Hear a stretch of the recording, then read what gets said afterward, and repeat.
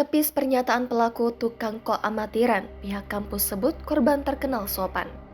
Sakit hati karena apa, Mas? Dengan korban kenapa?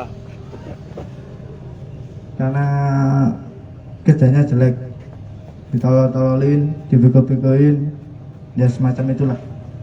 Anda dikatain jelek gitu kerjanya. Ya. Pihak kampus UIN Raden Mas Said menepis pernyataan pelaku pembunuhan dosen Fakultas Ekonomi dan Bisnis Islam.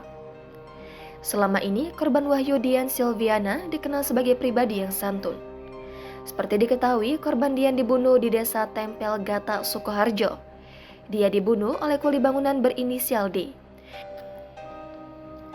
Dekan FEBI UIN Raden Mas Said Muhammad Rahmawan Arifin tidak percaya korban mengatakan hal menyakitkan seperti itu. Dalam pengakuannya, pelaku berinisial D 23 tahun mengaku motif pembunuhan disebabkan karena sakit hati. Sakit hati dari ucapan yang keluar dari mulut korban yang mengatakan pelaku tukang kok amatiran. Muhammad Rahmawan Arifin yang akrab dipanggil Ivan Rahmawan menepis perkataan pelaku. Dia menyebut korban tak pernah berkata kasar dengan siapapun. Bahkan ia membahas gestur tubuh almarhumah bukan sosok yang sering menyakiti dengan perkataan. Ia menambahkan apa yang dikatakan oleh pelaku tidak sesuai dengan Dian yang ia kenal, korban baik dan sopan santun. Terus kenapa kau ingin menguasai hartanya? Cuma terlintas di pikiran, pengen ngambil. Sudah direncanakan? Udah. Sejak kapan merencanakannya? Ya hari Senin. Pas ditegur kan hari Senin. Senin pagi. Iya, Senin pagi. Ditegur Senin pagi sampai selesai laut kerja. Setelah itu baru sampean punya pikiran apa? Belum. Menurut pengakuan pelaku, dia merencanakan menghabisi nyawa korban untuk melancarkan aksinya. Pelaku menyiapkan sebilah pisau.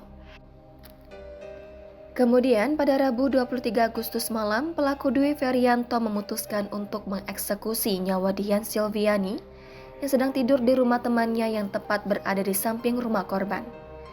Selain menangkap pelaku Dwi Ferianto, AKBP Sigit menuturkan polisi juga berhasil menemukan sejumlah barang bukti berupa pisau yang digunakan untuk membunuh korban. Adapun pisau itu lanjut Kapolres Sukoharjo itu sempat dibuang oleh pelaku di Sungai Belimbing Gatak. Kemudian pisau itu berhasil ditemukan dengan bantuan dari tim SAR. Kemudian barang bukti lain yang diamankan yaitu kasur dan selimut yang ada bercak darah, laptop, abu bekas pakai pelaku yang dibakar untuk menghilangkan jejak, handphone milik korban, sandal jepit, bantal yang ada bercak darah, dan sepeda motor milik pelaku.